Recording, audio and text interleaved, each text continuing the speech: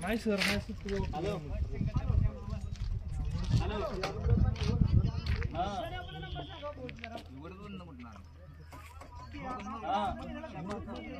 Dombale फिडरची light आमची पूर्णपणे खडकेश्वरला दिलेली आहे यांनी. आम्ही शेतकऱ्यांनी काय करायचं, हे दिवसात आम्हाला 4 तास देतात आणि 4 तासातनी लाईट 15 मिनिटं टिकती.